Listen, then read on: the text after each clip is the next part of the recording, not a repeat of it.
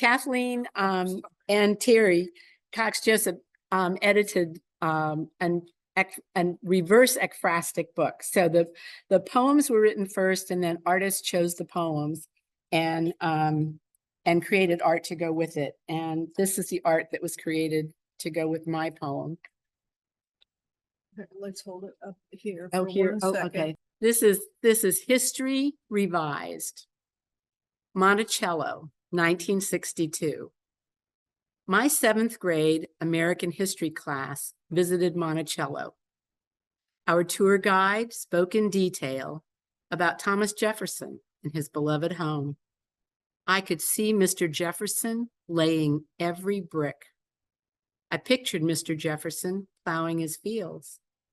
I envisioned Mr. Jefferson tending his flowers. Our well-informed docent never once mentioned enslaved laborers. He proudly stated, Mr. Jefferson built Monticello. Mr. Jefferson cultivated his gardens. I marveled that he had time to write the Declaration of Independence and found the university. Monticello, 2023. I live near the foot of his little mountain. Once reticent to accept a flaw in their hero, the foundation now teaches the whole truth. Enslaved laborers built the Monticello, designed by their master. Enslaved laborers tilled the gardens, scientifically determined by their master. Thomas Jefferson lived as a brilliant creative in the age of reason, an almost enlightened man who owned over 600 fellow human beings. Mr. Jefferson declared himself to be bold in pursuit of knowledge, never fearing to follow the truth and reason to whatever results they led.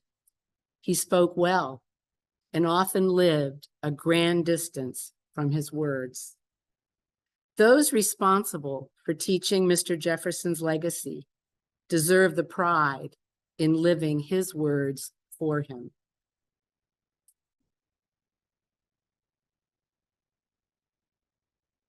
And my second poem is from Dear Human, at the Edge of Time. So Luisa A, poet laureate of Virginia, and Eileen Castaneda, also a poet laureate of San Mateo, California, and Dr. Jeremy Hoffman, who's in charge of the southeastern region of the 5th National Climate Assessment, put out a call for submission of poems about climate change, and they wanted the poems to not be scientific. They wanted the poems to be something that could evoke people's emotions in dealing with climate change.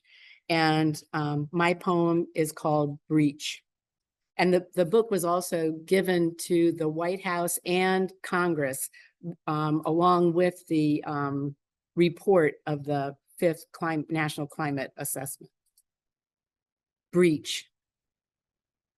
When I flew to Alaska and sailed through the clouds, closer to heaven than the landing strip, I whispered a prayer, 3 wishes to Kiagnik, the way of life. A glacier, a whale, a wolf. Let me hear the whiplash crack of a calving glacier and watch a mountain of ice fall into the sea. Let me feel mist on my cheeks as a humpback whale breaches through churning waves, stretches skyward, then falls backward into the joy of the bay. Let me watch a gray wolf, wild and free, lope across the tundra, soaked in autumn's red and gold. Before it is too late, before the sun melts the glaciers, before the water warms too hot for whales, and before wolves fall to extinction. Kiagnik answered my prayers. My body plunged with the glacier into pristine water. My body soared with the whale through the blue. My body mirrored the proud gait of the wolf. Not even poets possess words for the awe of these wonders.